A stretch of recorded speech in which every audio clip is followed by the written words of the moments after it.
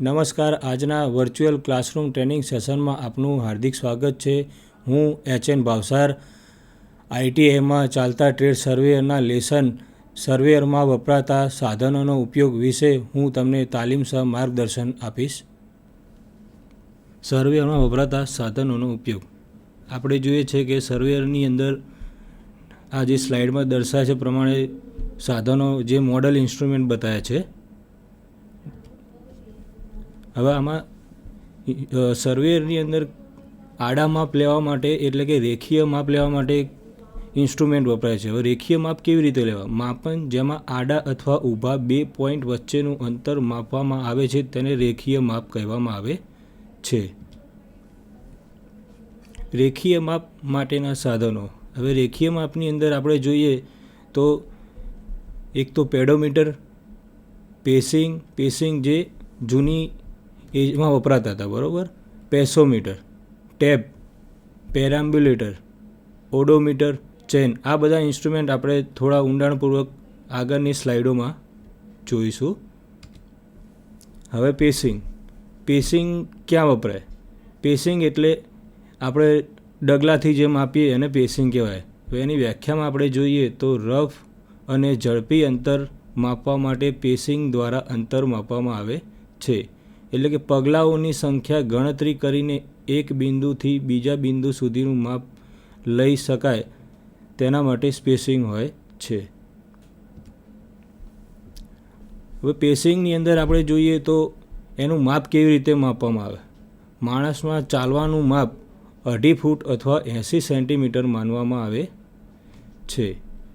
આ ખૂબ જૂની પદ્ધતિ છે અને તે સામાન્ય રીતે ઉપયોગમાં લેવાય છે. સામાન્ય રીતે જૂનવાણી પદ્ધતિની અંદર જ્યારે કોઈ સાધન હતા નહીં ત્યારે આપણે અંતર માપવું હોય બે બિંદુ વચ્ચેનું, ત્યારે આ પેસિંગથી આપણે અંતર માપતા હતા.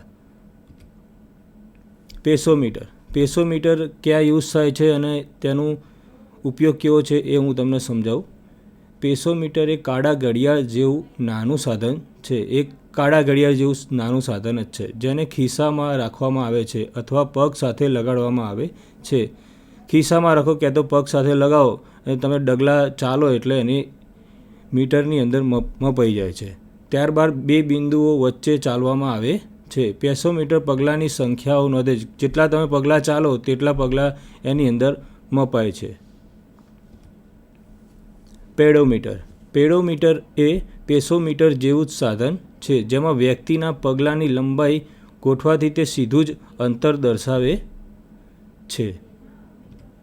હવે આપણે જોઈ શકીએ સ્ક્રીન ઉપર કે પેડોમીટરની આકૃતિ દર્શાવેલી છે, બરાબર. એમાં ક્લિયર છે, ટોક છે, મોડ છે અને એની વચ્ચે જે ડિસ્પ્લે છે એમાં જેટલું તમે ચાલો એ પ્રમાણે એના ડગલા અંદર મપાય છે. પેરામ્બ્યુલેટરનું કામ શું છે? પેરામ્બ્યુલેટરમાં માપવા માટે સિંગલ વ્હીલ કાંટો અને હેન્ડલ હોય છે. એ આપણે આગળ ફિગરમાં જોઈશું, જેના વડે બે બિંદુઓ વચ્ચેનું અંતર માપી શકાય છે. તેની અંદર જોઈએ તો વ્હીલ જેટલું અંતર કાપશે તેટલું જ ડાયલ્સ ઉપર આપમેળે બતાવશે. આપણે એને લઈને ચાલીએ એટલે વ્હીલ જે રેખાની અંદર ફરે એ રેખા કે વ્હીલ જેટલું ફરે એટલું વ્હીલ અંતર માપશે અને ડાયલ ઉપર બતાવશે. હવે આપણે જોઈ શકીએ છીએ સ્ક્રીન ઉપર આપણે કે પેરામ્બ્યુલેટરની ફિગર છે. હવે એની અંદર આ વ્હીલ છે, બરાબર.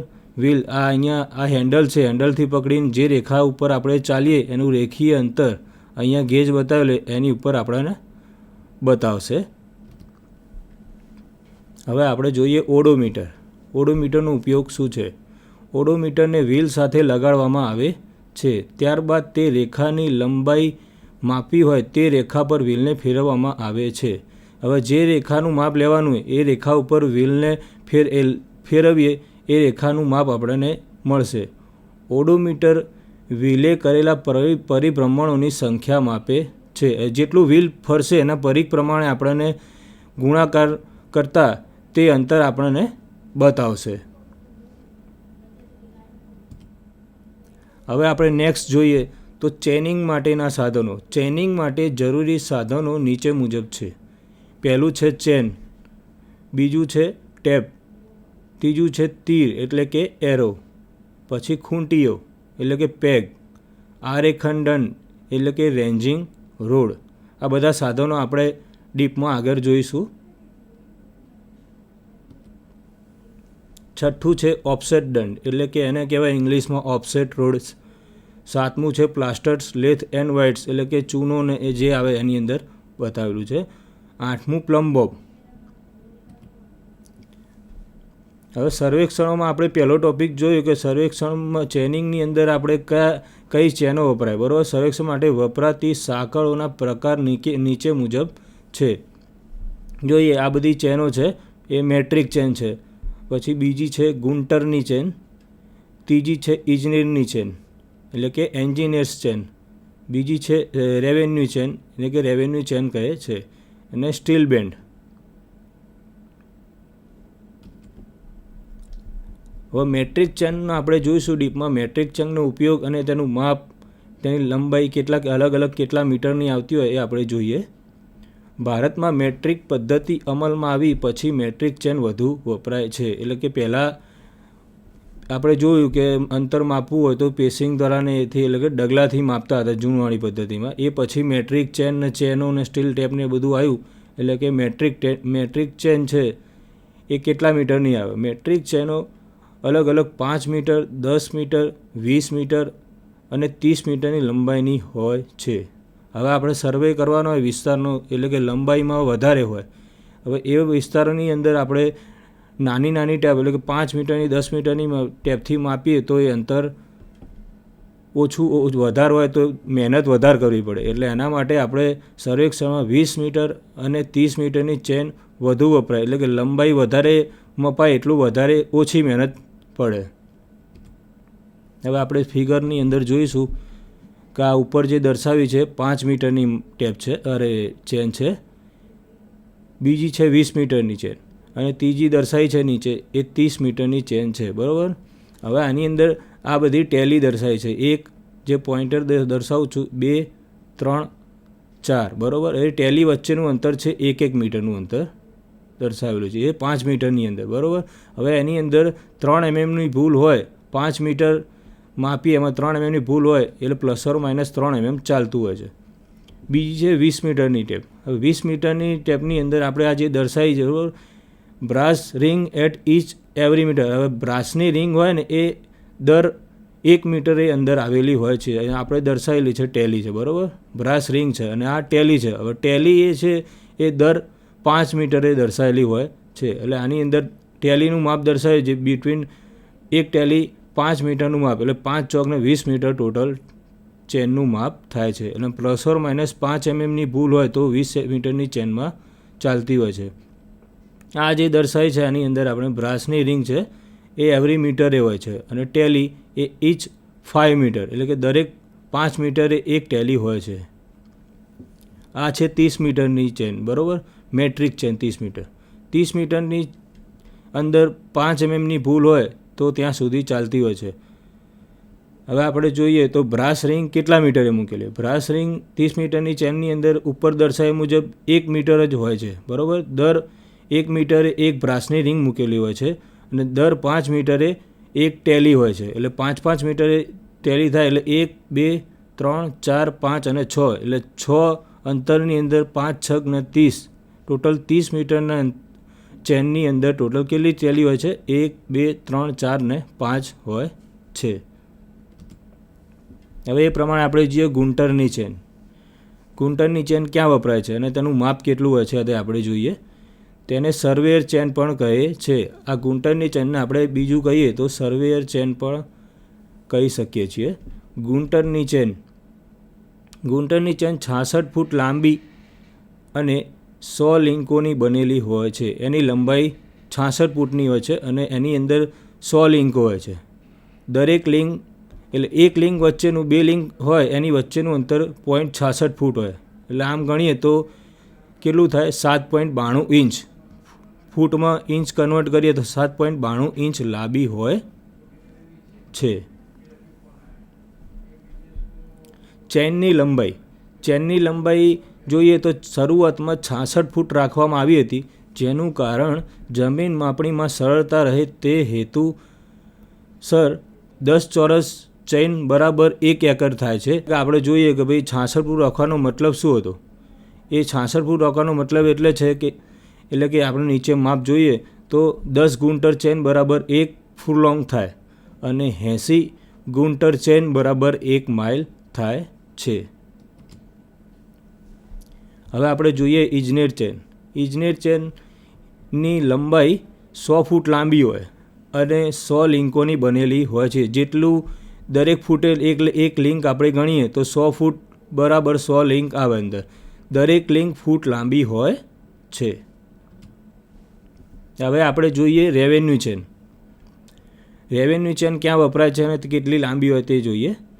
રેવન્યુ ચેન ફૂટ લાંબી હોય છે અને 16 લિંકોની બનેલી હોય છે. દરેક લિંક ફૂટ લાંબી હોય. આ ચેન મુખ્યત્વે ક્યાં વપરાય છે? એ ચેન મુખ્યત્વે કેડેસ્ટ્રલ સર્વે માટે વપરાય છે. હવે આપણે જોઈએ કે આની અંદર રેવન્યુ ચેનનો ફોટો દર્શાવેલો છે. રેવન્યુ ચેન, આ બે હેન્ડલ ચેન વચ્ચે આ ચેન છે. હવે આ ચેન ફોલ્ડ કરેલી છે. હવે સ્ટીલ બેન્ડ જોઈશું નેક્સ્ટ. સ્ટીલ બેન્ડ ક્યાં વપરાય અને તેનું માપ કેટલું હોય છે તે આપણે જોઈએ. સ્ટીલ બેન્ડ એ 12 થી 16 mm પહોળી અને 0.3 થી 0.6 mm જાડી હોય. એની જાડાઈ કેટલી હોય છે? 0.3 થી 0.6 mm અને એની પહોળાઈનો પટ્ટો એનો 12 થી 16 mm પહોળો હોય છે. હવે શેની બનેલી હોય છે? સ્ટીલની પટ્ટીમાંથી બનેલી હોય છે એટલે કે એને સ્ટીલ બેન્ડ કહીએ છીએ. તેની લંબાઈ 20 મીટર અથવા 30 મીટરની બે લંબાઈના માપની હોય છે. એક તો 20 મીટરમાં આવે છે અને તે 30 મીટરમાં આવે છે. દરેક મીટરની લંબાઈએ નંબર લખેલા હોય છે. હવે આપણે આ સ્ટીલ બેન્ડ ખોલીએ, આગળ ફિગરમાં જોઈશું કે સ્ટીલ બેન્ડ કેવો હોય છે. દરેક મીટરની લંબાઈએ નંબર લખેલા હોય છે. એમાં દરેક 20 સેન્ટીમીટરની લંબાઈએ બ્રાસના સ્ટડ લગાવેલા હોય છે. એટલે આપણે અંતર માપતા હોઈએ ત્યારે સ્ટડથી ખબર પડે કે કેટલું માપ થયું. એટલે નજીક દૂર જવું પડતું નથી. એટલે તેમાં 20 સેન્ટીમીટરની લંબાઈએ બ્રાસના સ્ટડ લગાવેલા હોય છે.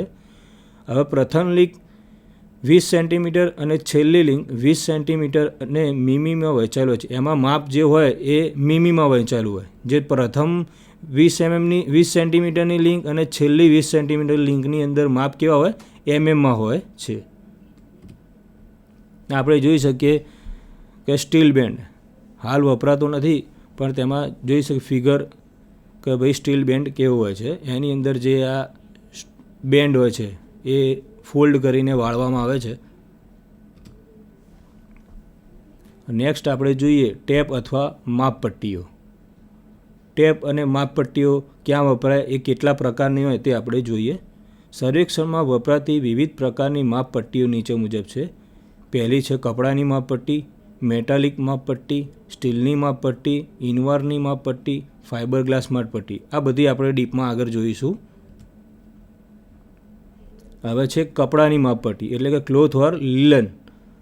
કપડાની માપપટ્ટીમાં માપપટ્ટી 12 mm થી 15 mm પહોળી હોય છે. એની સાઇઝ દર્શાવીએ 12 mm થી 15 mm પહોળી હોય છે. કપડાની પટ્ટી ઉપર વાર્નિશને લગાવેલું હોય છે.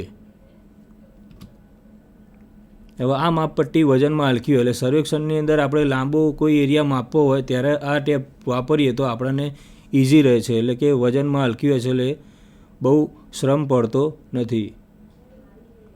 આવી માપપટ્ટીઓ 10 મીટર, 20 મીટર, 25 મીટર, 30 મીટરની લંબાઈમાં મળે છે. એટલે કે આપણે જોયું કે બજારમાં અવેલેબલ કેવી રીતના હોય. 10 મીટરની સાઇઝ હોય, 20 મીટરની સાઇઝ હોય, 25 મીટર અને 30 મીટરની સાઇઝમાં અવેલેબલ હોય છે. આ માપપટ્ટી અગત્યની માપણી માટે વપરાતી નથી. તેનું કારણ શું? કેમ તે અગત્યના માપમાં વપરાતી નથી? તે પાણી કે ભેજ લાગવાથી સંકોચાય છે. એટલે કે આની જો કોઈ એવો એરિયા હોય કે પાણીવાળો એરિયા હોય, જ્યાં પાણી વધારે પ્રમાણ હોય ત્યાં ટેપ ના વાપરવી જોઈએ, જેથી માપની અંદર ભૂલ આવવાની શક્યતાઓ બહુ વધારે રહેલી હોય છે. ખેંચવાથી તેની લંબાઈમાં ફેરફાર આવે છે. એટલે આપણે જે આ માપપટ્ટી હોય તે ખેંચીએ તો કોઈ માપ લેવાનું હોય તે આઘું પાછું થઈ જાય. એટલે કે એમએમની અંદર બી જો કોઈ ગણતરીમાં ભૂલ થાય તો લાંબો એરિયા આપણે માપવાનો થાય તો એમાં ભૂલ વધારે આવે છે. એટલે કે આ ડ્રોબેક આનો એ જ છે કે આ માપપટ્ટી ના વાપરવી જોઈએ, કેમ કે ખેંચવાથી જો લંબાઈમાં વધારો આવે તો એમાં ફેરફાર થાય છે અને લાંબુ માપ માપીએ તો એમાં બહુ જ વધારો આવે છે, એટલે કે ગુણાંકમાં વધી જાય છે, તે વળી જાય છે અને ગૂંચવાઈ બી જાય છે. એટલે કે આવા જો કોઈ જગ્યાએ આપણે એવું વાપરવાનું હોય તો એ ગૂંચવાઈ જાય તો ત્યાં તકલીફ ઊભી થાય છે. તે ટકાઉ અને મજબૂત નથી. આપણે સ્ટીલ ટેપ વાપરીએ તો તે બહુ ટકાઉ અને મજબૂત છે, જે જગ્યાએ આ જે ટેપ છે તો ટકાઉ અને મજબૂત નથી, તે વળી જાય છે અને ગૂંચવાઈ જાય છે. આપણે જોઈએ આ માપપટ્ટી દર્શાવી છે કાપડની, બરાબર. આ એનું બોક્સ છે, એની અંદર આપણે ફોલ્ડ કરીને મૂકવાનું હોય છે. આ એનું હેન્ડલ છે, તેનાથી આપણે ફોલ્ડ કરવાનું હોય છે. આની પર માપ દર્શાવેલા છે, ફૂટમાં માપ દર્શાવે છે અને 2 માપ હોય છે આની અંદર, ફૂટમાં અને પાછળ સેન્ટીમીટર અને મીટરમાં. હવે આપણે જોઈએ મેટાલિક ટેપ. આ માપપટ્ટી વોટરપ્રૂફ કપડાની પટ્ટીમાંથી સૂતરની સાથે પિત્તળ, તાંબુ કે કાંસાના પાતળા તાર વાળીને બનાવવામાં આવે છે. હવે આ માપનું મટીરિયલ એવું હોય કે વોટરપ્રૂફ કપડાની પટ્ટી સૂતર સાથે પિત્તળ, તાંબુ અને કાંસાના પાતળા તારથી બનાવવામાં આવે છે. એટલે આ કોઈ જગ્યાએ પાણીવાળો એરિયા હોય ત્યાં મેટાલિક ટેપ વાપરવું આપણને ઇઝી રહે છે. તે વજનમાં હલકી હોય છે, એટલે કે આ ટેપ પટ્ટી આપણે કોઈ જગ્યાએ લાંબુ માપવાનું હોય ત્યાં આગળ વજનમાં હલકી હોય તો આપણને સરળતા રહે છે. તે પ્રમાણમાં ટકાઉ પણ હોય છે. આવી માપપટ્ટીઓ 2 metre, 5 metre, 10 metre, 20 metre, 30 metre અને 50 મીટરની લંબાઈમાં બજારમાં અવેલેબલ હોય. 2 metre, 5 metre, 10 metre, 20 metre, 30 metre ને 50 મીટર. હવે આ જોઈએ તો 10 મીટર, 20 મીટર, 30 મીટર, 50 મીટરની ટેપના છેડે ધાતુની રિંગ લગાડેલી હોય છે અને આવી ટેપ ધાતુ કે ચામડાના બોક્સમાં મળે છે, બરાબર. એનું જે કવર હોય એ કેવું હોય છે, ધાતુ અને ચામડાના બોક્સમાંથી બનાવેલું હોય છે. એની રિંગ ઉપર માપ જોવું હોય કે ભાઈ આ કેટલા મીટરની ટેપ છે તો એની રિંગ ઉપર લખેલું હોય છે. સ્ટીલની ટેપ એટલે કે સ્ટીલની માપપટ્ટી. આ માપપટ્ટી કેટલા એમએમની હોય, કેટલી લાંબી હોય તે આપણે જોઈએ. આ માપપટ્ટી 6 થી 10 mm પહોળી કે સ્ટીલની અને સ્ટેનલેસ સ્ટીલની પટ્ટીમાં બનાવવામાં આવે છે. આ કયા મટીરિયલની બનેલી હોય? સ્ટીલ અને સ્ટેનલેસ સ્ટીલની બનેલી હોય છે. તેની જાડાઈ 0.20 mm અથવા 0.4 mm જેટલી હોય છે. એની જાડાઈ કેટલી? 0.2 mm થી 0.4 mm હોય છે. આ માપપટ્ટીઓ 1, 2, 10, 20, 30 અને 50 મીટરની લંબાઈમાં મળે છે. 1 મીટર અને 2 મીટરની લંબાઈની માપપટ્ટી પર મિલીમીટર સુધીના અંકો હોય છે. આપણે જોઈએ કે 1 મીટરની પટ્ટી અને 2 મીટરની લંબાઈની પટ્ટીમાં સુધીના માપ અંદર દર્શાવેલા હોય છે, એટલે કે મિલીમીટર સુધીના. 10 અને તેનાથી વધારે લંબાઈની માપપટ્ટી પર સેન્ટીમીટર સુધીના અંકો હોય છે, એટલે કે લીસ્ટ કાઉન્ટ, એટલે કે ઓછામાં ઓછું માપ 10 મીટર ઉપરની કોઈ ટેપ હોય તો એમાં મિલીમીટર માપ દર્શાવેલા હોતા નથી. એમાં મિનિમમ લીસ્ટ કાઉન્ટ સેન્ટીમીટર સુધીના માપ દર્શાવેલા હોય છે. ટેપના બહારના પિત્તળની રિંગ હોય છે, એટલે બહારના જગ્યાએ પિત્તળની રિંગ જડેલી હોય છે. ઉપયોગ કર્યા પછી ટેપને બરાબર સાફ કરીને વીંટાળવી જોઈએ. જરૂર લાગે તો ઓઇલ લગાડવું જોઈએ અને કાટ ના લાગવા એના માટે આપણે ઓઇલ લગાવીને મૂકવી જોઈએ, જેથી ફરીવાર આપણે કોઈ જગ્યાએ ટેપ વાપરવાનું થાય તો ઇઝીલી ખુલી બી જાય અને બંધ બી કરી શકાય. હવે ઇનવારની માપપટ્ટી. જ્યારે અંતરની માપણીમાં ખૂબ જ ચોકસાઈની જરૂર હોય ત્યારે ઇનવાર ટેપ વપરાય છે. ઇનવાર એ 36% નિકલ અને 64% સ્ટીલનું મિશ્રણ છે. હવે આ ઇનવાર ટેપ કયા મટીરિયલની બનેલી હોય છે?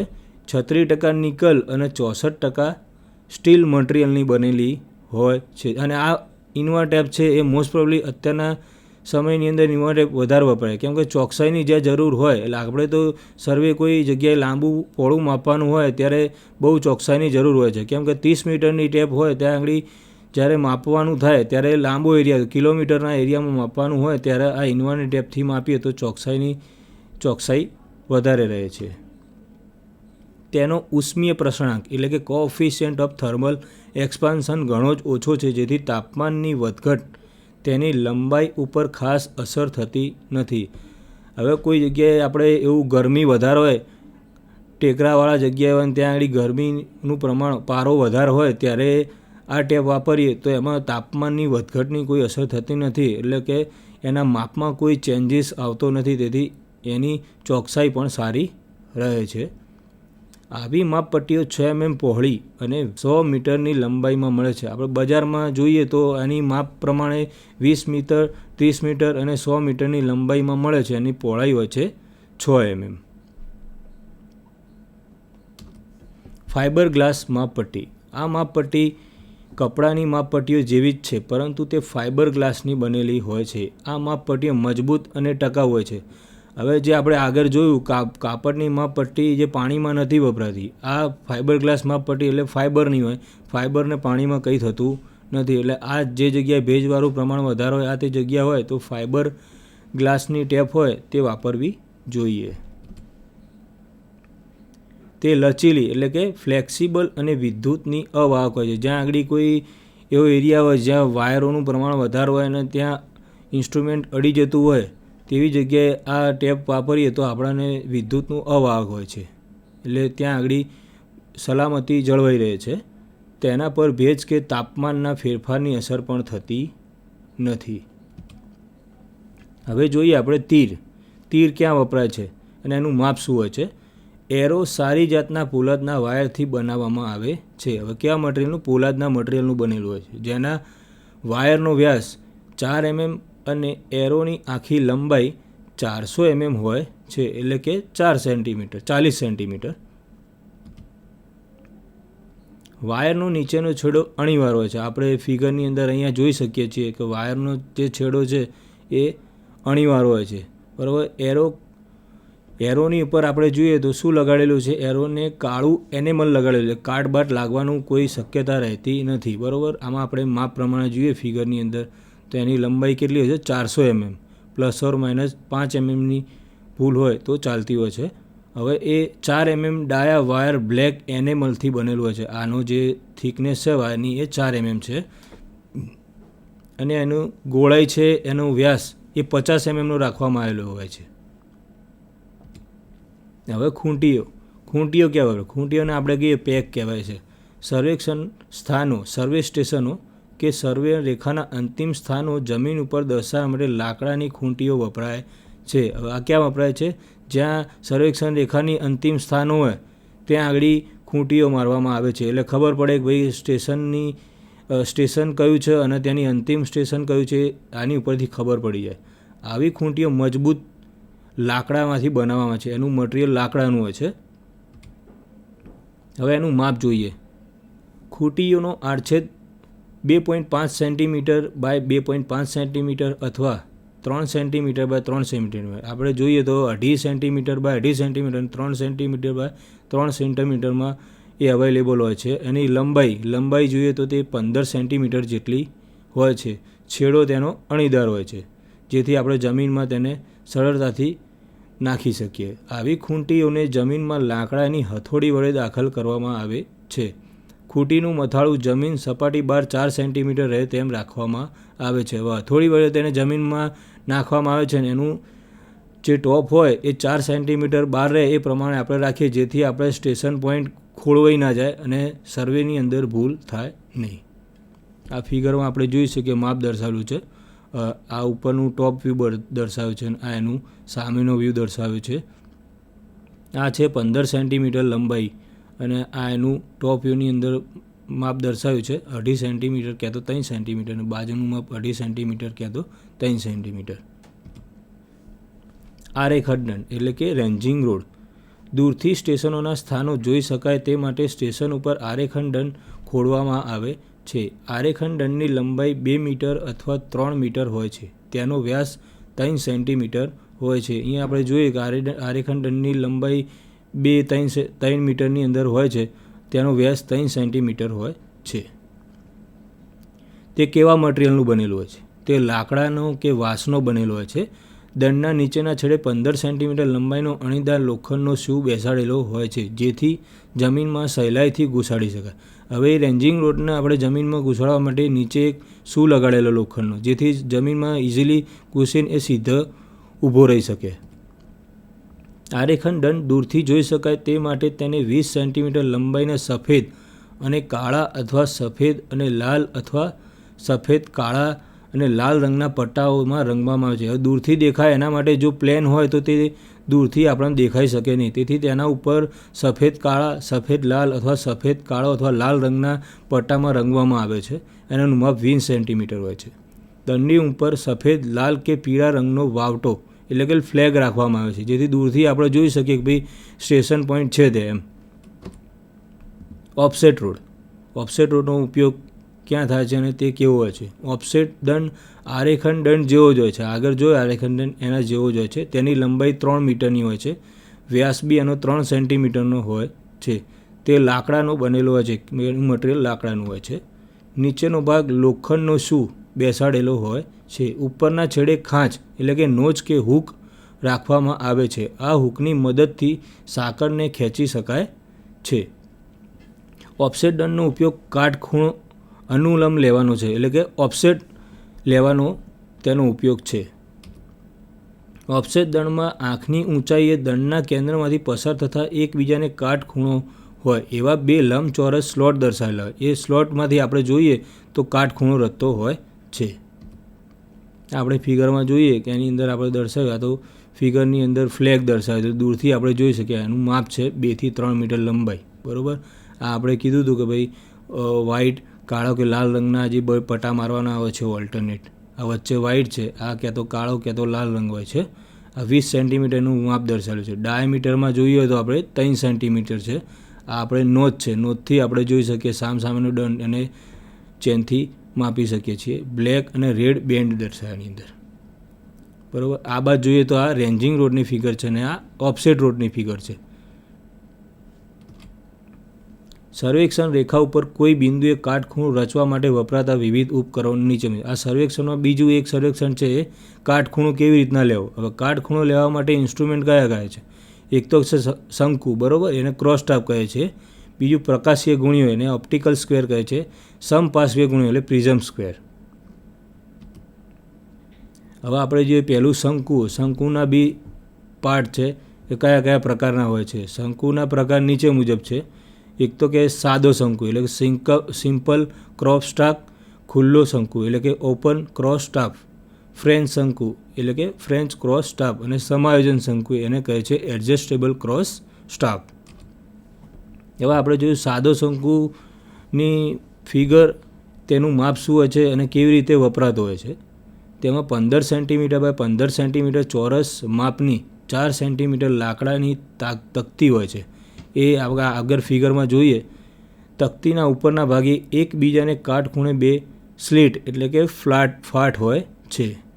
તકતીના નીચેના ભાગે આશરે 1 મીટર લાંબુ લાકડાનું હેન્ડલ હોય. એને પકડવા માટે તકતી ઉપર લગાવેલી છે અને 1 મીટર લાંબુ લાકડાનું હેન્ડલ હોય છે. 2 ફાટો એકબીજાને કાટખૂણે હોવાથી 2 દ્રષ્ટિ રેખાઓ એકબીજાને કાટખૂણે રહે જેથી કાટખૂણો રચી રહે. હવે શંકુનો ઉપયોગ શું?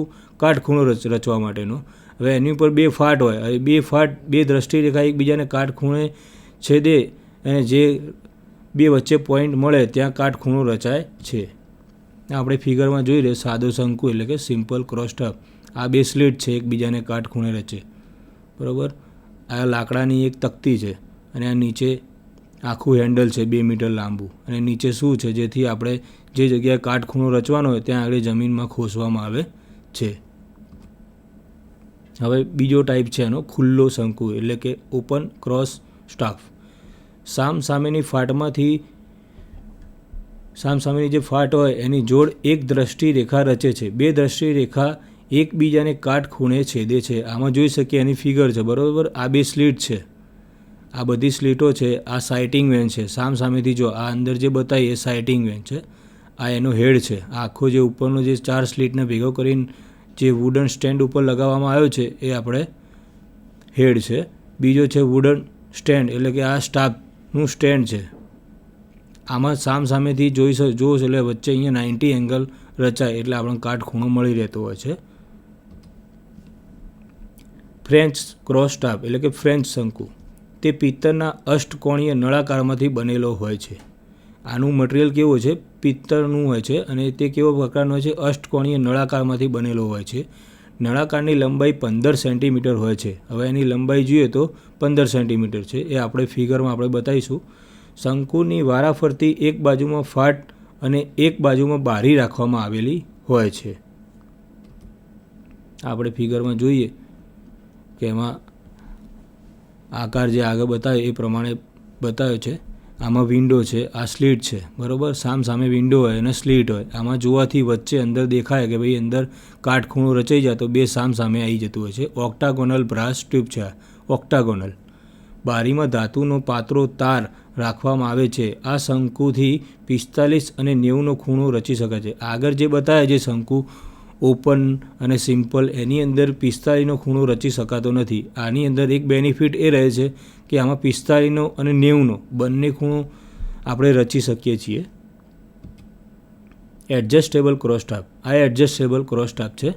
તે પિત્તળના 7.5 સેન્ટીમીટર વ્યાસવાળા અને 5 સેન્ટીમીટર ઊંડા બે નળાકારનો બનેલો હોય છે. ઉપરનો નળાકાર નીચેના નળાકાર ઉપર શૂની મદદથી ફરી શકે છે. આ આપણે જોયા બે નળાકાર છે, એક અપર અને લોઅર, બરાબર. એ સિલિન્ડ્રિકલ બ્રાસ ટ્યુબમાંથી બનેલા હોય છે. હવે બે એકબીજાને સામે આવી જાય એટલે આપણે જોઈ શકીએ કે એની અંદર કાટખૂણો રચાતો હોય છે. નીચેના નળાકાર ઉપર 0 થી 360 સુધીના અંકો લખેલા હોય છે. આ અંકોની મદદથી સંરેખણ રેખાને કોઈપણ ખૂણે માપ લઈ શકાય છે. આની અંદર પેલું જોયું આપણે આગળ, તો એની અંદર 45 અને 90ના બે જ ખૂણા માપી શકાય. અને ઓપન અને સિમ્પલની અંદર આપણે 90નો જ ખૂણો લઈ શકાય. આની અંદર જે બી ખૂણો 0 થી 360 એ બધા ખૂણા આની અંદર માપી શકાય છે. આનો બેનિફિટ હોય છે કે બધા ખૂણા માપી શકાય છે. હવે આપણે જોઈશું કંપાસ, મેગ્નેટિક કંપાસ. મેગ્નેટિક કંપાસના પ્રકાર બે છે અને એની વ્યાખ્યા શું. જ્યારે સંરક્ષણ વિસ્તાર મોટો હોય, જમીન અસમતલ હોય અને ખૂબ જ માહિતી આપેલી હોય ત્યારે ટ્રાયેંગ્યુલેશન સર્વે કરવા શક્ય નથી. એટલે કે મેગ્નેટિક કંપાસ વડે ટ્રાવર્સિંગથી કરીએ તો એ ખૂબ વધારે માહિતી હોય ત્યારે જરૂર પડે છે. આવા સંજોગોમાં જે તે પ્રદેશનું સર્વેક્ષણ માલારેખણની એટલે કે ટ્રાવર્સિંગની પદ્ધતિથી કરવામાં આવે છે. દરેક લાઇનની લંબાઈ સાંકળ કે માપપટ્ટી વડે માપવામાં આવે છે. જ્યારે તેની દિશા ખૂણો માપવામાં સાધનો જેવા કે કંપાસ વડે માપવામાં આવે છે. હવે ટ્રાવર્સિંગ કરવાનું હોય ત્યારે કંપાસથી કરવામાં આવે છે, બરાબર. હવે કંપાસ કેટલા પ્રકારના હોય છે. મેગ્નેટિક કંપાસના આપણે મુખ્ય 3 પ્રકાર જોઈ શકીએ છીએ.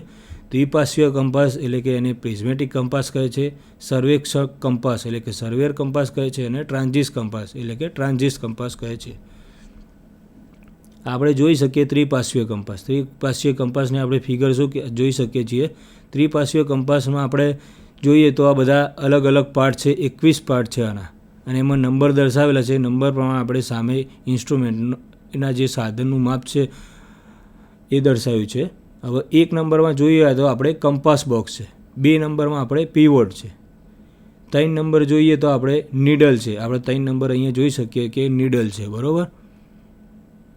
પછી આ 4 નંબર છે એજેટ કેપ, 5 નંબર છે કંપાસ રિંગ. આપણે આની અંદર ફિગરની અંદર જોઈએ તો 5 નંબર આપણે કંપાસ રિંગ દર્શાવી છે, બરાબર. 6 નંબર છે ગ્લાસ કવર, એ ગ્લાસનું બહારનું કવર 6 નંબરમાં દર્શાવે, આખું કવર છે ગ્લાસનું, બરાબર. આ જે 6 નંબર અહીંયા દર્શાવે છે ગ્લાસનું કવર છે. 7 નંબર પ્રિઝમ છે. હવે પ્રિઝમ ક્યાં છે 7 નંબરમાં આપણે જોઈ શકીએ તો પ્રિઝમ અહીં દર્શાવે 7 નંબરમાં, બરાબર. એ પછી છે પ્રિઝમ કેપ, તો પ્રિઝમ કેપ બી અહીંયા દર્શાવી છે.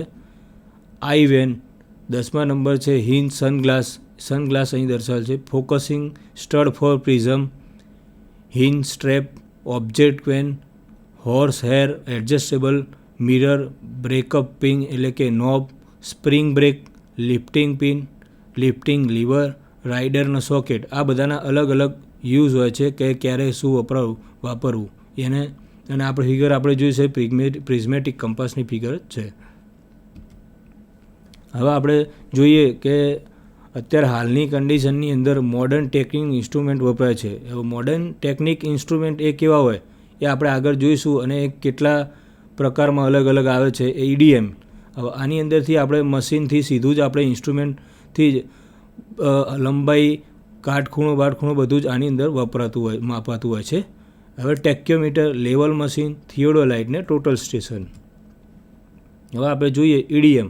EDM એ ઇલેક્ટ્રોનિક 2 પોઈન્ટ વચ્ચેનું આડું અંતર માપવા માટેનું સર્વેક્ષણ સાધન છે. તે ઝડપી પદ્ધતિ છે. હવે આપણે જૂનવાણી પદ્ધતિની અંદર ટેપ વાપરતા હતા, ચેન વાપરતા હતા, એમ અલગ અલગ વસ્તુ વાપરતા હતા. તે બહુ લેન્ધી પ્રોસેસ હતી. હવે આ મશીનથી આપણે સીધું જ 2 પોઈન્ટ વચ્ચેનું અંતર હોય, એક રેન્જ વાઇઝ મશીન આવતા હોય છે. એ પ્રમાણે આપણે ટીક મારીએ આની અંદર અને સામે પ્રિઝમ મૂકીને ટીક મારીએ એટલે તરત જ આપણને ડિસ્પ્લે અંતર આપણે તરત જ ડિસ્પ્લે થઈ જતું હોય છે. ટેક્યોમીટર. હવે ટેક્યોમીટરનો ઉપયોગ ક્ષિતિજ ખૂણાઓ એટલે કે હોરિઝોન્ટલ એંગલ તેમજ ઉધ્વાધર ખૂણા એટલે કે વર્ટિકલ એંગલ ટેક્યોમીટર વડે માપવામાં આવે છે. આની અંદર ખૂણાઓ માપી શકીએ છીએ આપણે, ક્ષિતિજ ખૂણાઓ અને ઉધ્વાધર ખૂણાઓ. હવે લેવલ મશીન. લેવલ મશીન આપણે બંધ, રસ્તા, નહેરો, પાઇપલાઇન, ગટર જેવા ઇજનેરી કાર્યોની ડિઝાઇન કરવા માટે લેવલ મશીન ઉપયોગ થાય છે. આ જુદા જુદા બિંદુઓ વચ્ચેનું સાપેક્ષ ઊંચાઈ નક્કી કરવા માટે પણ લેવલ મશીનનો ઉપયોગ થાય છે. લેવલ મશીન એક ગણવા જઈએ તો આમ ઓલરાઉન્ડર જેવું મશીન છે. ત્યાં કોઈ રોડની લંબાઈ માપી હોય, લેવલ એટલે કે કોઈ જગ્યાના રસ્તો બનાવવાનો હોય, ત્યાં આગળ ખાડા ટેકરા વધારે પ્રમાણમાં હોય તો ત્યાં આગળ આપણે લેવલ લેવું હોય તો ત્યાં ઇઝી લેવલ મશીનથી લઈ શકીએ છીએ. ત્યાં બહુ લેન્ધી પ્રોસેસ નથી. ત્યાં આગળ આપણે લેવલ મશીન મૂકીને પ્રિઝમ મૂકીએ એટલે ત્યાં તરત જ આપણને ડિસ્પ્લે થઈ જાય એનું અંતર અને એનું લેવલ, ત્યાં તરત જ ડિસ્પ્લે લેવલ ઉપર થઈ જાય છે. એની અંદર બધા ભાગો છે. આઈપીસ છે જ્યાં આપણે જોઈ શકીએ છીએ અને સામે ઓબ્જેક્ટ ગ્લાસ છે. આ ડાયાફ્રામ છે, લોન્જિટ્યુડનલ બબલ છે, ક્રોસ બબલ છે, શેડ છે, સર્ક્યુલર કંપાસ છે. બરાબર. સર્ક્યુલર કંપાસનો ઉપયોગ એવો છે કે ભાઈ આખું લેવલ મશીન છે તો એને લેવલ પહેલાં કરવું હોય છે. એના 3 પાર્ટ હોય છે, સેન્ટરિંગ, લેવલિંગ અને ફોકસિંગ. હવે પહેલાં સેન્ટરિંગ અહીંયા ટ્રાયપોડની મદદથી નીચે લેવલિંગ સેન્ટરિંગ કરવાનું હોય છે. આ ટ્રાયબેચની મદદથી આપણે ફૂટ સ્ક્રૂની મદદથી આપણે મશીનને લેવલ કરવાનું. હવે લેવલ કેવી રીતે ખબર પડે કે લેવલ થાય છે? એ અહીંયા સર્ક્યુલર કંપાસ હોય છે. કંપાસની મદદથી બબલ વચમાં આવે ત્યારે સમજવાનું કે લેવલ મશીનનું લેવલ થઈ ગયું છે. બરાબર. આ ફોકસિંગ શું છે? કોઈ જગ્યાએ આઈપીસમાં જોતા સામેનો ઓબ્જેક્ટ હોય એ ક્લિયર દેખાડવા માટે ફોકસિંગ સ્ક્રૂની મદદથી ફોકસ કરવામાં આવે છે. Total station. ટોટલ સ્ટેશન એ ઇલેક્ટ્રોનિક ઓપ્ટિકલ સાધન છે જે આધુનિક સર્વેક્ષણમાં વપરાય છે, જેની મદદથી સ્લોપ અંતર, ક્ષૈતિજ અંતર, ઉધ્વ અંતર એટલે આ મલ્ટી ઇન્સ્ટ્રુમેન્ટ છે. એની અંદર મદદથી આપણે ધારો કે સ્લોપ અંતર હોય એટલે કે સ્લોપનું અંતર, ક્ષૈતિજ એટલે કે આડું, ઉધ્વ એટલે કે ઊભું, આ બધા અંતરો બી આની મદદથી ટોટલ સ્ટેશનની મદદથી આપણે જલ્દી લઈ શકીએ છીએ. યામોની ગણતરી એટલે કે કોઓર્ડિનેટની ગણતરી હોય, ખૂણાની માપણી, ક્ષૈતિજ અને ઉધ્વ એટલે કે આડા અને ઊભા બી ખૂણા આની અંદર આપણે લઈ શકીએ છીએ. સાપેક્ષ ઊંચાઈ બી એટલે કે RL રિડ્યુસ લેવલ બી આ મશીનની મદદથી લઈ શકીએ છીએ. આપણે છેલ્લે જોઈએ તો આ TSની ફિગર દર્શાવી છે. TS મશીનની ઇમેજ છે. એમાં આપણે ભાગ દર્શાવેલા છે. TS મશીનનું હેન્ડલ છે, જેને મશીન બહુ કોસ્ટલી હોય છે એટલે કે એની ડિઝાઇન બી એવી કરેલી છે કે જે ઇઝીલી મૂવ કરી શકીએ. એનું હેન્ડલ ઉપર દર્શાવે છે, એની મદદથી આપણે પકડીને ફોલ્ડ અનફોલ્ડ આપણે પેટીમાં મૂકી શકીએ. આ કોલીમીટર છે. આ ટેલિસ્કોપ છે એનું. આ ઓબ્જેક્ટ ફોકસિંગ માટે આ બધા સ્ક્રૂ હોય છે. આ આઈપીસ ફોકસ છે. આ વર્ટિકલ મોશન સ્ક્રૂ. આપણે કોઈ જગ્યાએ ઇન્સ્ટ્રુમેન્ટ સ્ટેબલ કરી દીધું અને ધીમે ધીમે વર્ટિકલ મૂવ લેવી હોય તો વર્ટિકલ મોશન સ્ક્રૂની મદદથી આપણે કરી શકીએ છીએ. આ હોરિઝોન્ટલ મોશન સ્ક્રૂ છે એટલે કે આ જોઈ શકીએ આપણે હોરિઝોન્ટલ મોશન સ્ક્રૂ. એની જગ્યાએ આપણે હોરિઝોન્ટલ મૂવમેન્ટ લેવી હોય મશીનને હલાયા વગર તો આ સ્ક્રૂની મદદથી આપણે હોરિઝોન્ટલ મોશન આપી શકીએ છીએ. આ એની ડિસ્પ્લે છે આપણે. અને આ બી એ મશીન છે આપણું ટોટલ સ્ટેશન અને આ બી છે આપણું પ્રિઝમ છે. આવા પ્રિઝમની અંદર કેવું હોય તો કે ભાઈ આની અંદરથી રે હોય એ પ્રિઝમની અંદર જાય અને જે જગ્યાએ આપણે ઇન્સ્ટ્રુમેન્ટથી આપણે અંતર માપવાનું હોય ત્યાં સામેની જગ્યાએ બી સ્ટેશને પ્રિઝમ રાખવાનું હોય અને એ સ્ટેશને મશીન હોય. બે વચ્ચેનું અંતર માપવું હોય તો પ્રિઝમની અંદર મશીનથી રે જાય અને એ રિફ્લેક્ટ થઈને મશીનમાં પાછું આવે. એટલે બે વચ્ચેનું અંતર હોય એ આની અંદર ડિસ્પ્લે થઈ જતું હોય છે. આપણે કોઈ જગ્યાએ ખૂણો લેવાનો હોય, હોરિઝોન્ટલ, વર્ટિકલ, પછી એનું હોરિઝોન્ટલ અને વર્ટિકલ ડિસ્ટન્સ માપવું હોય, લોન્જિટ્યૂડ અને લેટિટ્યૂડ લેવા હોય તો ઇઝીલી એની અંદર આપણે એક ક્લિકથી લઈ શકીએ છીએ. હવે આપણે જોઈ શકીએ આ ડિસ્પ્લે છે અને આ બધું એનું કીપેડ છે, બરાબર. આ બબલ ટ્યુબ છે આ લેવલ કરવા માટે, અને આ લેવલિંગ ફૂટ સ્ક્રૂ છે. આપે મને શાંતિથી સાંભળ્યું તે બદલ આપનો ખૂબ ખૂબ આભાર.